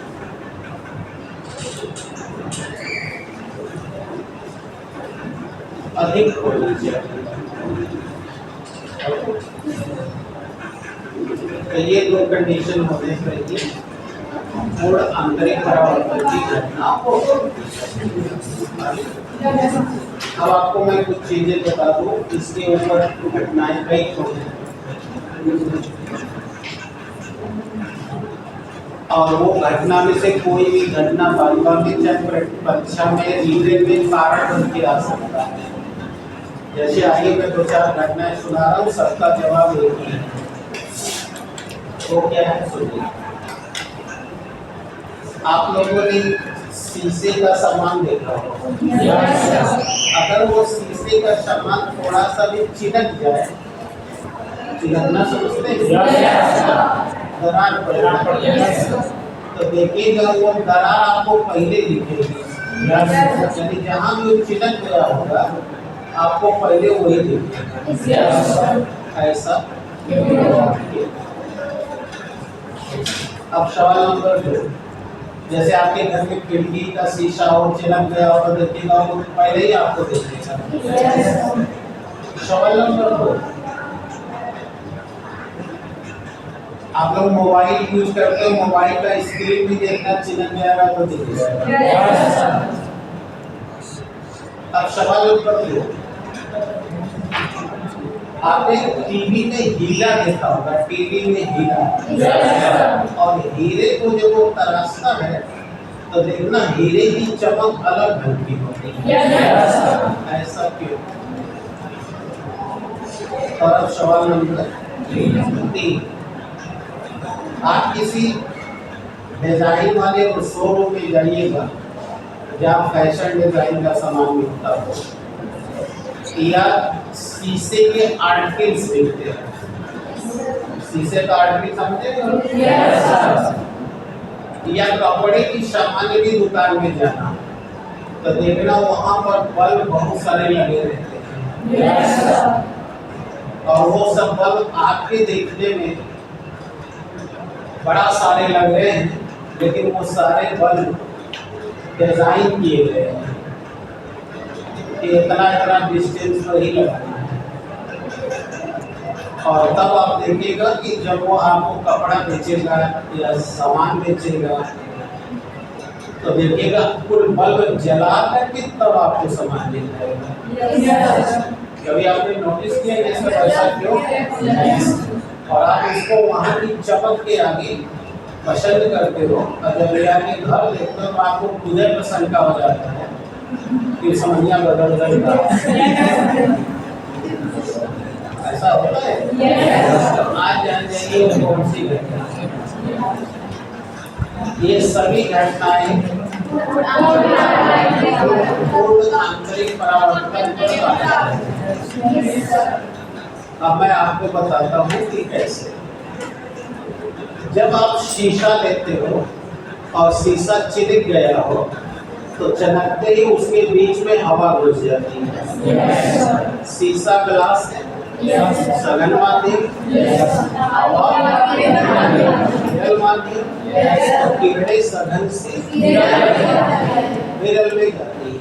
और विरल में जाने पर उसके आफ्टर कोण का जो मान है उसके क्रांति कोण से तो वो परावर्तित होने की वजह पर परावर्तित होकर आपके आंख में आके पड़ती है, तो जहाँ से आई है वो वाला दृश्य आपको दिखता है। जैसे कि आपको अगर अंधेरे में अपना चेहरा देखना है तो बल्ब या लाइट, फ्लैश लाइट अपनी मोबाइल पर बताओ, मिरर पर मारना पड़ेगा कि चेहरे?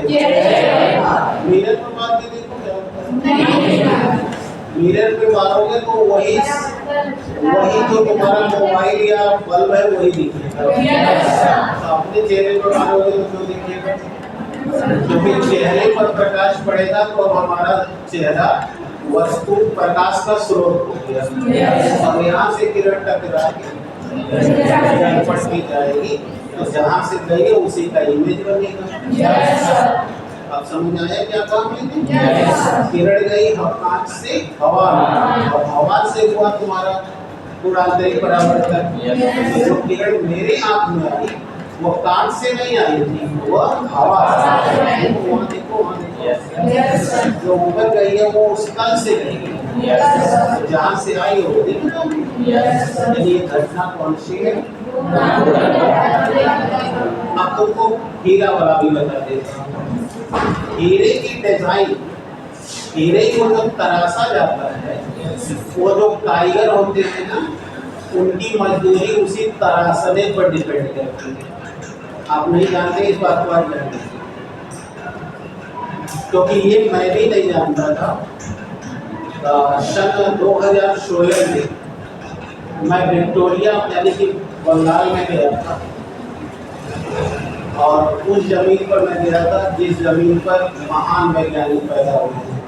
यानी मैं बात कर रहा हूँ प्रेसिडेंसी कॉलेज की, जहाँ पर हमारे सर जगदीश चंद्र बोस जहाँ के प्रोफेसर थे, जिन्होंने बड़े बड़े इन्वेंशन किए। और मैं उस दिन अपने आप को दुनिया का सबसे खुशनसीब आदमी समझता हूँ, क्योंकि मैं अब तक 3 ऐसी जगह का तलाश किया हूँ जो मैंने जीवन में सिर्फ किताबों में पढ़ी थी, उसे कभी नेचुरल नहीं देखा था। और उस दिन मैं सबसे ज़्यादा खुश था। पहला, जब मैं देहरादून रुका तो ये रेलवे जा रही है देहरादून के, वो उत्तर रेलवे है। हमारा जो चंदौली से जा रहा है ये जो है नादर्न ईस्टर्न रेलवे, उत्तर पूर्व रेलवे, ये जो चंदौली वाला गया। तो जब मैं गया देहरादून, और ये सब मुझे यूनिवर्सिटी में लेक्चर के दौरान ही सब ये सब दृश्य दिखाई दिए, मैं अपने से कभी नहीं जा पाता। इसीलिए पढ़ने के जब आप भ्रमण करते हो तो आपको बड़ी सारी उपलब्धियाँ आती हैं। आप पढ़े लिख के पहले ही तो भ्रमण करते हो तब आपको कुछ नहीं मिलता। किसी दिन इस पर आपको स्पेशली समझा देंगे कि मैंने क्या बोला है, पर जिसको आ गया समझ में ठीक है। तो पकड़ना, जब मैं वहाँ पहुँचा देहरादून में, तो जहाँ पर ट्रेन मेरी रुकी तो मैं देख रहा हूँ कि आगे अब रेल लाइन खत्म। तो मैं बहुत खुशी से उछल पड़ा और वहाँ के टीटी से तुरंत बात किया। तो टीटी ने बताया कि यहाँ के बाद नादर्न रेलवे समाप्त हो जाती है, क्योंकि अब इसके आगे पहाड़ी है। अब यहाँ के बाद रेल का मार्ग बंद हो जाता है। अब यहाँ से जितने रेल के मार्ग जाते हैं वो सिर्फ मैदानी भाग हो जाते हैं। तो मैं विवेकानंद जी की तरफ कुछ हुआ कि मैं आज पृथ्वी अपने धरती के उस छोर पे आ गया हूँ जहाँ मेरे घर के सामने से गुजरने वाली रेलवे का एंड हो रहा है। दूसरी बार प्रश्न हुआ था जब मेरी रेलवे ये जाकर के हावड़ा में खत्म हो गई थी। हावड़ा स्टेशन के बाद रेल नहीं, हुगली नदी शुरू हो जाती है। अब बाहर निकलते ही देखो कि हावड़ा गई। अब कोलकाता को कोई ट्रेन नहीं जाती, कोलकाता को ट्रेन सियालदा से होके जाती है।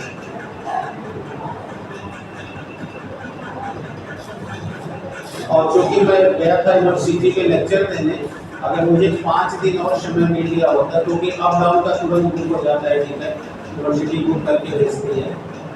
अगर 5 दिन में समय मिला होता तो मैं उस भूमि पर भी गया होता जहाँ बंगाल की खाड़ी है, जहाँ की भगीरथ लोग गंगा सागर करके जाते हैं, जहाँ भागीरथ अपने पितरों को तरने के लिए गंगा को लेके गए कपिल मुनि के आश्रम। अभी तक मैंने समुद्र देखा नहीं है, रियल लाइफ आंखों से, टीवी में तो देखा। मेरी बड़ी इच्छा होती है समुद्र जाने की, देखने की, समझने की। तो अब वो बात की बातें हैं। तो ये दूसरा इन्वेंशन था। तीसरा इन्वेंशन था लाल टिक्का, जहाँ हम एक ऐसे जगह खड़े थे जहाँ से नीचे की पहाड़ी पर बारिश हो रही है, ऊपर की पहाड़ी पर बर्फ गिर रहा है, और जहाँ मैं खड़ा हूँ वहाँ घाम उगा है। अर्थात वो दूरी आपकी दृष्टि में मात्र 10 मीटर की है। और सामने सियाचिन ग्लेशियर का बॉर्डर है, जहाँ चाइना वाली सीमा पर खड़े हैं, यानी हमारे देश का गेट बना। समझ में आ रहा है? ये रोमांचित करने वाले शब्द स्टडी के लिहाज से। पिकनिक का अलग इश्यू है, तो पिकनिक का डेस्टिनेशन नहीं बनता। क्लियर हो रहा है? तो बेटा आप समझो, तो वहीं जब बंगाल में गया था कोलकाता में, तो कोलकाता में हमारे मैगी और औरैया के बड़े सारे खरवार जाति के लोग वहाँ सोना चांदी आभूषण का काम करते हैं। तुम लोग को नहीं पता होगा, तुम्हारे बगल में मैगी के बगल में औरैया है, और वहाँ के लोग बड़े कुशल कारीगर हैं और सब के सब करोड़पति हैं। बता दो, यहाँ गांव में वो चाहे जैसे भी हो, वहाँ पर बहुत सब करोड़पति हैं, क्योंकि उस सब में से 10 लोग ऐसे थे जो फाइन वर्क करते थे और मुझे इंडस्ट्री में लिया है और दिखाए कि सर हम लोग कैसे कैसे काम करते हैं। और एक एक आभूषण का उनकी मजदूरी उनके तराशने पर डिपेंड करती है। जितना फाइन तराशेंगे, जितनी चमक होगी, उनकी मजदूरी उतनी ज़्यादा होगी। तो जो हीरा है, हीरा को जो तराशते हैं लोग, हीरे का क्रांतिक कोण 42 डिग्री है। कितना? 42 डिग्री। और उसको तराशा ही ऐसे जाता है कि उसके ऊपर जब प्रकाश की किरण पड़े तो वह अपवर्तित न हो, पूर्ण आंतरिक परावर्तन, और जब वो परावर्तन होकर पड़े तो वह दूसरे सरफेस पे गिरे। ध्यान से सुनना, इस पर गिरे और फिर दूसरे सरफेस से फिर निकले तो फिर तीसरे सरफेस पे गिरे। आप समझ आ रहा है क्या इसको? और फिर तीसरे से गिरे तो फिर बताओ, वो अपने आप में ही सूर्य का प्रकाश स्रोत बन जाएगा। इसी तरह से पर वो डिपेंड करता है। इसीलिए जब आप जाते हो हीरे सोने चांदी को जब तराशे गए होंगे तो वो देखना बॉक्स में रखा गया होगा, बक्सवा में लाइट एंगल पे लगाया जाएगा और उस एंगल पर वो जब जला के आपको दिखाएगा तो क्या होगा, पूर्ण आंतरिक से चमकेगा, तब वो उसकी कीमत बताएगा। और वो आपको देखेगा, आप किसको देख रहे होंगे कि आप उसकी चमक से कितना इम्प्रेस हो रहे हो, इम्प्रेस के हिसाब से वो दाम रखेगा। तो समझ में आता है? इसी तरह कपड़ा की दुकान पे जाओगे तो कपड़े का सेल्स में कपड़ा दिखा के आपको देखेगा कि आप किस कपड़े से प्रभावित हो रहे हो, होकर वो दाम तुम्हारी मुस्कान को देखकर तय करेगा कि 50 रुपये मीटर का बिकेगा तो 500। समझ लो मुस्कान की कीमत क्या देती है। अरे बस समझ नहीं आ रही। तो ये घटना कौन सी घटना है? ये सबका उत्तर तुम्हें यकीन देना है। कोई प्रॉब्लम? देखो इसमें क्या है, साइंस का इस्तेमाल है ना।